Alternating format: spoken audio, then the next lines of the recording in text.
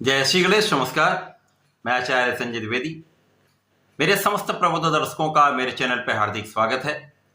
आप सभी को होली के इस महापर्व की अनंत शुभकामनाएं। आज मैं मेष राशि का अप्रैल माह का मासिक राशिफल लेकर आपके सम्मुख उपस्थित हूं। मेष राशि के लिए जो अप्रैल माह में ग्रहों की स्थितियां हैं तथा जो ग्रहों के परिवर्तन होंगे वो किस प्रकार का प्रभाव देने वाले हैं, ये माह आपके लिए किस प्रकार से लाभकारी सिद्ध हो सकता है, कहां पर आप कितना लाभ ले पाएंगे, कहां पर समस्या आ सकती है, उसका क्या निराकरण है, संपूर्ण विश्लेषण मैं पूर्ण तरीके के साथ करने जा रहा हूं। प्रिय दर्शकों, ये राशिफल आपके चंद्र राशि पर आधारित है, अर्थात आपकी जन्म कुंडली में यदि 1 नंबर में चंद्रमा है तो आपकी मेष राशि। 1 अप्रैल को जो ग्रहों की स्थितियां वो इस प्रकार होंगी। लग्न में ही गुरुदेव बृहस्पति होंगे तथा यहाँ पर बुध का गोचर प्रारंभ हो चुका होगा। आपके षष्ठम भाव में केतु होंगे। आपके भाग्य भाव में चंद्रमा का गोचर प्रारंभिक समय में होगा। उसके पश्चात आपके एकादश भाव में शनिदेव के साथ मंगल होंगे तथा आपके द्वादश भाव में शुक्राचार्य, राहु तथा सूर्य का गोचर चल रहा होगा। इसके पश्चात 2 अप्रैल को बुध जो मेष राशि में गोचर कर रहे हैं उनका वक्री काल आरंभ होगा। वो वक्री अवस्था में आएंगे तथा इनका गमन मीन राशि की ओर हो जाएगा तथा ये 9 अप्रैल को मीन राशि में प्रवेश कर जाएंगे। ये पूरा माह अप्रैल माह ये 9 अप्रैल से लेकर पूरा माह ये मीन राशि में ही रहेंगे। 25 अप्रैल को मार्गी होंगे। अब इनका पुनः गमन मेष राशि की ओर हो जाएगा। 13 अप्रैल को सूर्यदेव अपनी राशि का परिवर्तन करके द्वादश भाव से निकलकर लग्न में प्रवेश करेंगे, जहां पर सूर्य अपनी उच्च राशि में पहुंच जाएंगे, जो महाबलशाली स्थिति को दर्शाता है। 23 अप्रैल को मंगल जो कि शनि के साथ गोचर कर रहे हैं उनका राशि परिवर्तन होगा। मेष राशि के लिए लग्न के स्वामी द्वादश भाव में प्रवेश कर जाएंगे, जहां पर पूरा माह इनका गोचर यहीं पर। 25 अप्रैल को शुक्राचार्य का राशि परिवर्तन होगा। शुक्राचार्य द्वादश भाव से निकलकर लग्न में प्रवेश करेंगे, जहां पर गुरु तथा शुक्राचार्य का एक संयोग बनने वाला है। यहां पर सूर्यदेव भी होंगे, तो त्रिग्रही योग का निर्माण आपके लग्न में होने वाला है, जो विशिष्ट होने वाला है। ये माह बड़े परिवर्तन का है। कई परिवर्तन ऐसे हो रहे हैं जो विशेष रूप से बड़े लाभ देने वाले, परंतु कुछ ऐसी स्थितियां भी बन रही हैं जो कहीं ना कहीं कुछ समस्या का कारण भी बन सकती हैं। तो ये माह लाभ लेने का भी है, प्रभावी भी है, बलवान भी बना रहा है, परंतु सावधान भी रहने की आवश्यकता होगी। इस माह में प्रारंभिक समय से ही आपकी लग्न अत्यंत प्रबल होगी, क्योंकि लग्नेश एकादश भाव में होंगे। एकादश भाव में निश्चित रूप से ये एक अच्छी स्थिति जहां पर समस्त ग्रह एक अच्छा लाभ देते हैं। लग्न में गुरुदेव बृहस्पति बुध के साथ होंगे तो आप अत्यंत कुशाग्र रहने वाले हैं। बुद्धि का बल श्रेष्ठ प्रभाव देने वाला है। इस समय में आपका बुद्धि बल सर्वश्रेष्ठ रूप से आपको आगे बढ़ाने वाला है। बहुत प्रभावी भी होंगे। आपकी वाणी का भाव भी अत्यंत प्रबल होगा। तो आप अपने ज्ञान से, अपने धैर्य से, अपने विवेक से, अपनी शिक्षा से तथा ज्ञान से आप यहाँ पर सर्वश्रेष्ठ लाभ भी लेने वाले हैं। लोगों पर अपना प्रभाव भी डालने वाले। बहुत प्रभावी समय यहाँ पर गुरुदेव बृहस्पति के साथ बुध का जो समय है 9 अप्रैल तक का होगा। उसके पश्चात बुध मीन राशि में प्रवेश कर जाए। अब गुरुदेव का प्रभाव यहाँ पर आपके लग्न को प्रबलता देने वाला है, साथ में शिक्षा का भाव अत्यंत प्रबल रहने वाला। अब यहाँ पर यदि हम देखें तो लग्न के स्वामी की दृष्टि का प्रभाव, शनिदेव की दृष्टि का प्रभाव भी आपके ज्ञान के भाव पर है। गुरुदेव का प्रभाव सर्वश्रेष्ठ रूप से जो कि ज्ञान के कारक ही हैं, शिक्षा के कारक गुरुदेव बृहस्पति हैं, तो यहाँ पर शिक्षा में संपूर्ण सफलता आपको मिलेगी। आपकी शिक्षा बहुत अच्छी रहने वाली है। ये समय बहुत विशेष है। संतान का पक्ष बलवान होगा, संतान का सुख भी आपको प्राप्त होगा, संतान प्राप्ति का भी योग है। एक योग्य संतान की प्राप्ति हो सकती है, पुत्र संतान प्राप्ति का भी योग बन सकता है। साथ ही साथ प्रेम संबंध के लिए ये समय ठीक है। यहां पर आपके जीवन साथी के साथ सामंजस्य अच्छा रहने वाला है। आपसे संबंध अच्छे रहेंगे। साझेदारी में एक आप अच्छा लाभ ले पाएंगे। यहाँ पर साझेदारी में वृद्धि का योग है। जीवन साथी के साथ आपके लाभ में वृद्धि का भी योग दिखता है। साथ ही साथ यहाँ पर आपका भाग्य संपूर्ण रूप से आपको लाभ देने पर भाग्योन्नति का समय। लाभ भाव में शनि और मंगल जैसे महाशक्तिमान ग्रह स्थित हैं, तो इनका प्रभाव लग्न पर भी है, तो आप ऊर्जावान भी होंगे, ज्ञानवान तो आप हैं ही। ऊर्जा का प्रवाह सही दिशा में होने वाला है। आप अपनी ऊर्जा का सही उपयोग करने वाले हैं, जिसके कारण आपके सभी क्षेत्रों में, आपके कार्य क्षेत्र में, आपके शिक्षा क्षेत्र में, आपके प्रोफेशन में एक बड़ा आप लाभ लेने वाले, क्योंकि यहाँ पर शनिदेव आपके कार्य क्षेत्र के भी स्वामी, तो कार्य क्षेत्र के स्वामी की स्थिति अत्यंत प्रबल है। तो यहाँ पर आपका कार्य क्षेत्र विस्तृत होगा। कार्य क्षेत्र जब बढ़ता है तो लाभ भी बढ़ता है। और यहाँ पर आप बहुत श्रेष्ठ प्रभाव देने वाले, क्योंकि आपकी स्थिति अत्यंत श्रेष्ठ है। लाभ भाव में स्थित होकर ज्ञान भी प्रबल हो रहा है, कार्य भी प्रबल हो रहा है, तो आप सही दिशा में चल रहे हैं, प्रगति कर रहे हैं। सफलता का संपूर्ण योग बन रहा है, लोगों का संपूर्ण सहयोग प्राप्त होगा।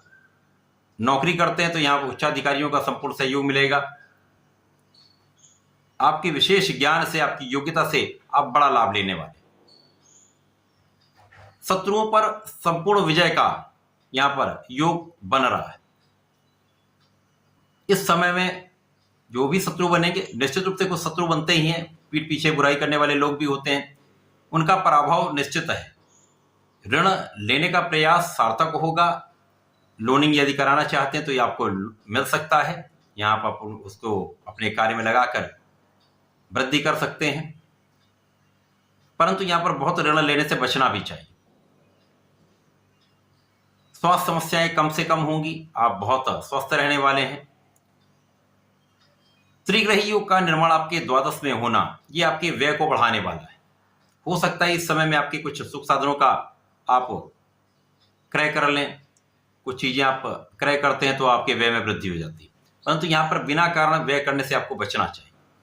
अब यहाँ पर आपकी आंखों से संबंधित कुछ समस्याएं हो सकती हैं, विशेष रूप से यहाँ पर बाईं आंख का कुछ कष्ट हो सकता है, तो ध्यान रखेंगे तो कोई बड़ी समस्या नहीं होने वाली। किसी भी प्रकार के विवाद से बचना होगा, क्योंकि यहाँ पर राहु होंगे, शुक्राचार्य होंगे, सूर्य भी होंगे।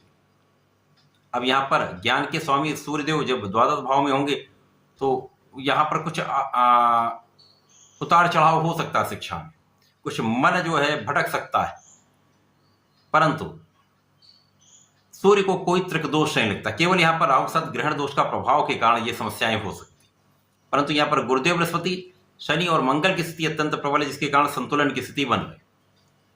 शुक्राचार्य और राहु का प्रभाव कहीं न कहीं भटकाने वाला है, यहाँ पर आपके विलासिता में वृद्धि करने वाला है। भोग विलास में वृद्धि कहीं न कहीं कष्टों का कारण बन सकती है, शत्रु बनाने वाला योग बन सकता है, कानूनी समस्याओं में आप फंस सकते हैं। तो यहाँ पर विशेष रूप से स्वार्थी मित्रों से तथा भोग विलास से आपको पूर्णतया बचना चाहिए। अब जब यहां पर सूर्यदेव राशि परिवर्तन करके आपके लग्न में प्रवेश कर जाएंगे तो सूर्य महाबलवान हो जाएंगे, उच्च राशि में सूर्य का प्रवेश होगा। यहां पर गुरुदेव बृहस्पति भी होंगे। बुध का परिवर्तन मीन राशि में हो चुका होगा, क्योंकि मेष राशि के लिए पराक्रम के स्वामी बुध है, षष्टम के स्वामी होकर द्वादश में जाएंगे, तो कोई यहाँ पर बहुत बड़ा कष्ट नहीं होने वाला, क्योंकि यहाँ पर विपरीत राजयोग बन जाएगा। परंतु जब राहु और बुध का पुनः जड़ दोष बनेगा तो कुछ समस्याएं आएंगी। वहां पर आपके वाणी के कारण सबसे अधिक समस्या होगी, तो किसी पर कटाक्ष करने से बचें, किसी का अपमान करने से बचें, विशेषतः स्त्रियों के अपमान से बचना ही चाहिए। सूर्य बलवान होकर लग्न में गुरु के साथ होंगे तो आप शासन करने की स्थिति में आ जाएंगे। शासन सत्ता का पूर्ण सहयोग आपको प्राप्त होगा। शासन तंत्र, प्रजातंत्र से आप संपूर्ण लाभ ले पाएंगे। यदि आप इस समय प्रतियोगिता परीक्षा की तैयारी कर रहे हैं, सरकारी नौकरी का प्रयास कर रहे हैं, तो 100% यदि आप अपना संपूर्ण प्रयास करेंगे तो आपको सफलता भी 100% मिलेगी। किसी प्रकार का कोई संदेह नहीं। जो लोग प्रशासनिक सेवाओं की तैयारी कर रहे हैं, इस समय में जो योग बन रहे हैं, पूरा 1 माह सूर्यदेव यहाँ पर रहने वाले हैं। 14 मई तक इनका गोचर काल यहाँ पर होगा। इस पूरे समय में आप बहुत बलवान रहने वाले, आपके शासन प्रशासन का गुण बहुत प्रबल रहने वाला है। संपूर्ण शासन सत्ता का सहयोग आपको मिलने वाला है। आपका आत्मबल भी बहुत श्रेष्ठ रहने वाला है। आपका कॉन्फिडेंस जब अच्छा होगा और ज्ञान के कारक के साथ, गुरुदेव के साथ जब ये होंगे तो आपके प्रभाव में कई 100 गुना वृद्धि हो जाती है, क्षमता में कई 100 गुना वृद्धि हो जाती है। साथ ही साथ शनि मंगल का पूर्ण प्रभाव आपके ज्ञान के भाव को अत्यंत विस्तृत करने जा रहा है। तो यहां पर संपूर्ण रूप से आप सफल होने वाले हैं। इसी प्रकार से अब जब यहां पर यदि देखें तो ज्ञान के स्वामी ही सूर्यदेव है, साथ में होंगे तो शिक्षा का क्षेत्र तो अत्यंत विस्तृत हो जाए। जो विद्यार्थीगण हैं उनका पढ़ाई में बहुत अच्छा मन लगेगा, पढ़ाई में बहुत अच्छा करने वाले हैं, रिजल्ट भी बहुत अच्छे आने वाले हैं, ज्ञान भी बहुत अच्छा मिलने वाला है, संतान भी बहुत अच्छी रहने वाली है। तो ये समय श्रेष्ठ प्रभाव देने वाला है। इसके पश्चात जब 23 अप्रैल को मंगल द्वादश भाव में प्रवेश करेंगे तो वहां पर कुछ समय के लिए मंगल, शुक्र और राहु का त्रिग्रही योग बन जाएगा। यहाँ पर बुध भी होंगे। तो ये चतुर्ग्रही संयोग जो है कहीं ना कहीं से कुछ समस्या भी दे सकता है, क्योंकि लग्न के स्वामी यहाँ पर द्वादश भाव में होंगे। यद्यपि यहाँ पर विपरीत राजयोग पुनः बनेगा, 2 विपरीत राजयोगों का यहाँ पर लाभ आप लेने वाले हैं। तो विपरीत परिस्थितियों में भी आपको लाभ मिलेगा, परंतु कुछ शारीरिक कष्ट हो सकता है, यहाँ पर कुछ विवाद हो सकता है। तो विवाद से, वाणी के दुष्प्रभाव से आपको बचना ही होगा। किसी के अपमान से आपको बचना ही होगा।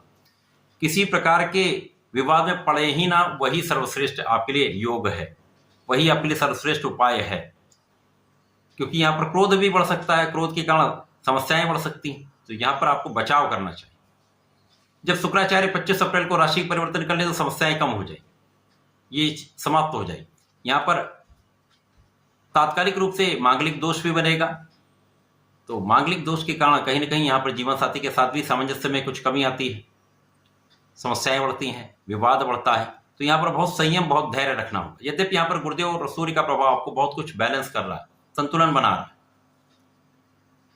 जब शुक्राचार्य लग्न में आ जाएंगे, यहां से बहुत विस्तृत होने वाला, बहुत विशाल लाभ देने वाला, क्योंकि शुक्राचार्य यहाँ पर आपके सप्तम के स्वामी हैं, आपके धन के स्वामी। धनेश सप्तमेश का लग्न में जाना, ज्ञान के स्वामी सूर्यदेव के साथ, तथा गुरुदेव बृहस्पति जो भाग्य के स्वामी, अत्यंत विशेष योग बने। शासन सत्ता का योग बन रहा है, शंख योग बन रहा है, जो विशेष रूप से आपके ज्ञान को कई 100 गुना प्रबल कर रहा है, आपके नेतृत्व की क्षमता में कई 100 गुना वृद्धि कर रहा है, शासन सत्ता के गुण में बहुत वृद्धि कर रहा है। जो लोग राजनीति में है विशेष रूप से उनके लिए तो भाग्य परिवर्तन का समय है। जो लोग सरकारी सेवाओं में, उनके लिए भाग्य परिवर्तन का समय है। जो लोग अपने क्षेत्र में हैं, व्यापार में हैं, प्रोफेशन में, उनके लिए सर्वश्रेष्ठ समय, जहां पर ये लीड करने वाले, अपने क्षेत्र में सर्वश्रेष्ठ लाभ लेने वाले। इस समय से आपका धन का क्षेत्र अत्यंत प्रबल होगा, महाधन का योग बनेगा, महाभाग्य का योग बनेगा, था यहाँ पर आपका ज्ञान भी सर्वश्रेष्ठ रहेगा। तो यहाँ पर आपका दूर दूर तक नाम होने वाला है। तो मेष राशि के लिए ये माह बहुत विशेष रहने वाला है। इस माह का आपको लाभ लेना चाहिए, क्योंकि आपके लिए विशेष स्थितियां बन रही। केवल जहां पर सावधानी बताई है वो सावधानी आप रखेंगे, वाणी पर नियंत्रण रखेंगे, क्रोध पर नियंत्रण रखेंगे, किसी का भी अपमान, विशेष रूप से किसी स्त्री का अपमान नहीं करेंगे, तो आप किसी कष्ट में नहीं फंसेंगे। आपको नियमित रूप से भगवान शंकर मोचन की शरण में रहना चाहिए। नित्य संध्या समय में हनुमान अष्टक करना चाहिए। प्रत्येक मंगल शनिवार को भगवान शंकर मोचन के चरणों से चंदन अपने टीका अपने मस्तक पे लगाएं, तथा घर से निकलते समय कवन सुकाश कठिन जगमाई जो न हुई तत्व पाही का यदि पाठ करके निकलते हैं तो कोई संकट आ ही नहीं सकता, सारे कार्य आपको बन जाए। तो ऐसा करके समय का लाभ लें। धन्यवाद, नमस्कार।